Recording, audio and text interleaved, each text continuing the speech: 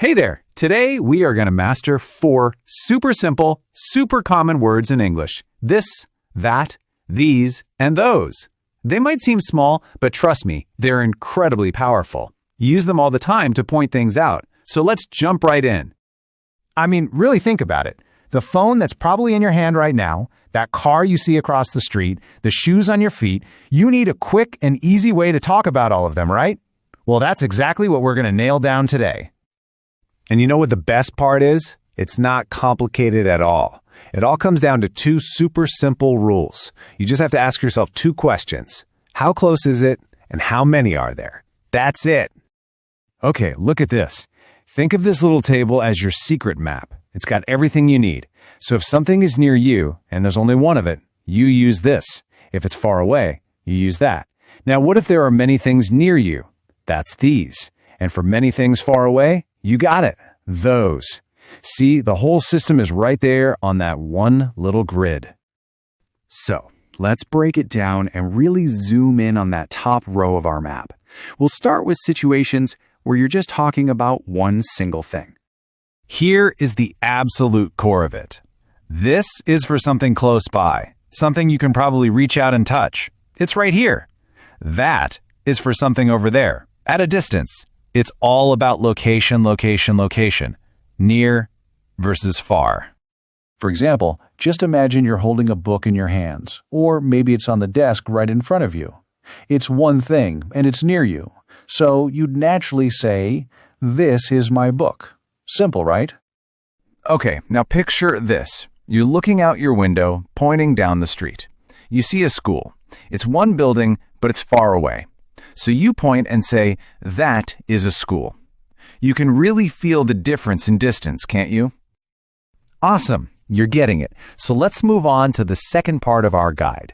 What happens when we're looking at more than one thing? Let's talk plurals. We're going to use the exact same rules about distance, we just switch to the words for multiple items. So, these is for a bunch of things right here near you. And those is for a group of things over there, far from you. Let's say you've got a bowl of apples sitting right there on your kitchen table. They're close to you, and there's more than one. So you'd look at them and say, "These are apples." And what if you're looking out across a big park and you see a whole bunch of trees way on the other side? Well, they're far from you, and there are many of them, so you just say, "Those are trees." All right, you've got the rules, you've seen the examples, now it's time to actually put this stuff into action. Let's do a quick little practice round together. What do you say? Okay, first one. Imagine I'm holding a pen right up close to you, and I ask, "What is this?" How would you answer that? Go on, think about it. You got it. This is my pen. Perfect. It's one object, and it's near. Well done. Okay, next one. Let's imagine we're outside, looking up at the night sky. I point way, way up there and ask you, "What are those?" What's your answer? Right? Those are stars. They are super far away, and there are millions of them. See?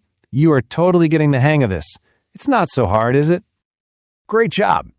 Now, to really make these words feel automatic, let's do a quick repetition drill. It helps build that muscle memory. I'll say a sentence, and you just repeat it out loud wherever you are. Ready? Let's go. This is a cat. That is a dog. These are bananas.